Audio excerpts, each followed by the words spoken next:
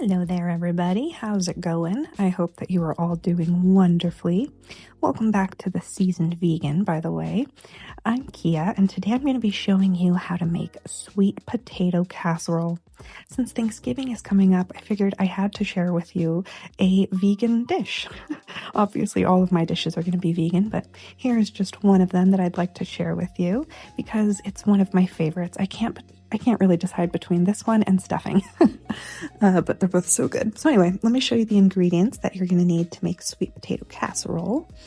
And by the way, what is it? Is it a dessert? Is it a side? Is it both? I guess it doesn't matter. It's delicious. But here's what you're going to need. We've got sweet potatoes, obviously, coconut milk, vanilla extract, some brown sugar, and then some seasoning. I have nutmeg, cinnamon, and salt. So that's the casserole itself. And we're also going to put a pecan topping right on top of it. So we've got our pecan, some flour, salt, brown sugar, and then some butter.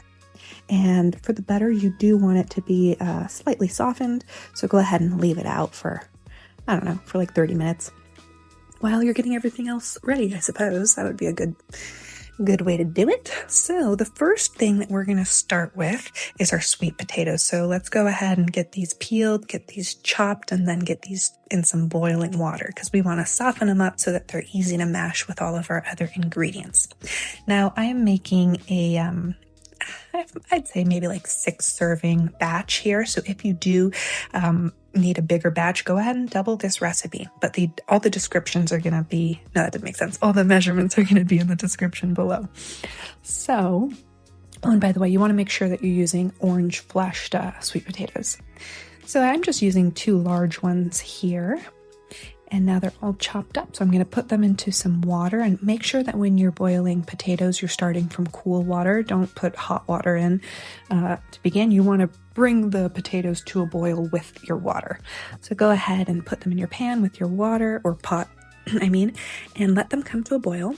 And once they're boiling, they need about, I'd say 10 to 15 minutes before that they are fork tender, as you can see here. So once they are soft enough, we're going to drain them. Get all that water out. I could have used a colander, but whatever. So here we go. It's getting a little steamy. Okay, so once everything is drained, then we're going to add them back to the pot and put all the other ingredients in and then mash it all together, mash it all up. And at this point, oh, let me tell you, it already starts to smell so good because you got the sweetness of the sweet potato and then all these delicious spices going in, the coconut milk and the brown sugar. It just smells like absolute heaven. And honestly, I think I would have to classify this as a dessert just based on what goes into it. It definitely gives off more dessert vibes, but call it whatever you want. It doesn't matter. It's going to be so, so good. So here's the fun part. You kind of get to mash it all up. And since we boiled the potatoes, they're fairly easy to mash. It doesn't take much time at all. I think this took me maybe like 5 minutes, probably less than 5 minutes to mash it all up. And by the way, mash as much as you want, okay? Mash to your heart's content. If you like it extra mashed, just keep mashing. I like a little bit of texture in my sweet potato casserole, so I don't fully mash it. If you like yours to be, one homogeneous kind of creamy texture, you could get out your hand mixer or throw it in a blender, but that's not the way I like to do it. I personally like some chunks. I like some variety. So I just give mine a mash until I'm satisfied. I hope that made sense. Look at my lovely hand just totally blocking this view. I'm so sorry. Anyway, once it's at your desired consistency, then you're going to go ahead and put it into your pan. So here we are. I'm using, I think this is an 8x8 pan. Could be 8x8, could be 9x9. I don't know. I didn't measure it. I don't know. But I'm putting it in here. This is perfect for me. So you're just going to want to evenly spread it into the pan. And I went ahead and, as you can see, I'm using a spatula, getting it nice and even because we are going to top it, like I said, with our pecan topping. So let's just go ahead and set this aside for now. And, if you don't want to do the pecan topping, you could do another type of topping. I know some people like to do marshmallows or some type of coconut whip. That's a bit too sweet for me. I love going in with the pecans. I think it adds like this nice nutty bite and crunch that is just so good. So good. So first things first, I want to give these pecans a nice chop. It doesn't have to be, it doesn't have to be an intense chop, I guess is what I'm trying to say. As much as you want. Guys, do what you want, okay? I'm just here to give you ideas. You do what you want. But anyway, we're just going to put all of the ingredients, except for the pecans, into a bowl. Give it a nice mix with a wooden spoon. You want it to look kind of like a crumbly mixture once you're done. And the butter and the flour help you get that consistency. So once it starts to look crumbly, then go ahead and add in your pecans and finish mixing it up. And bada boom, bada bang, baby. You got yourself a pecan topping. So let's just keep it going. And I have found that using a wooden spoon does help a lot with this. Because of the butter, you might have to use a spatula to scrape off that spoon, but I've just found that this gets me the consistency that I really like.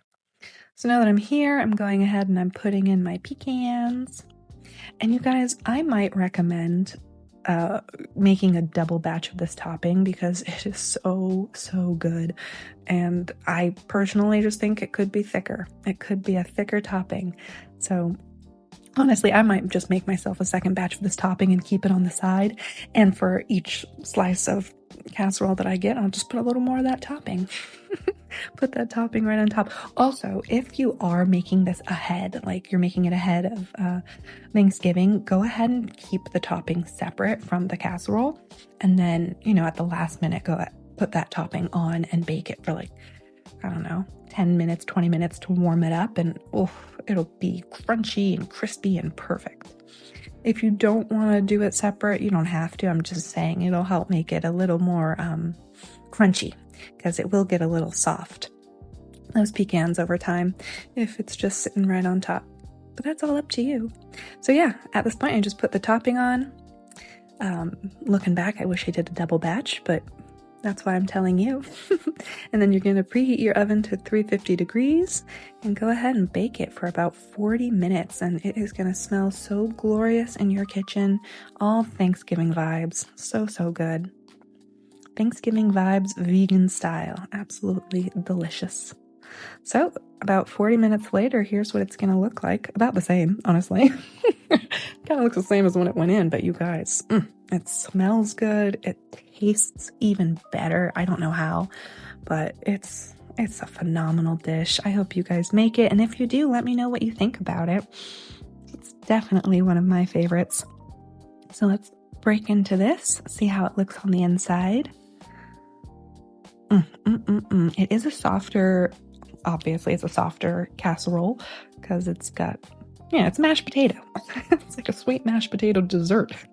So of course it's going to be on the softer side, but it is absolutely fantastic. So here we go. Here is my delicious piece of casserole. Just like that. So good.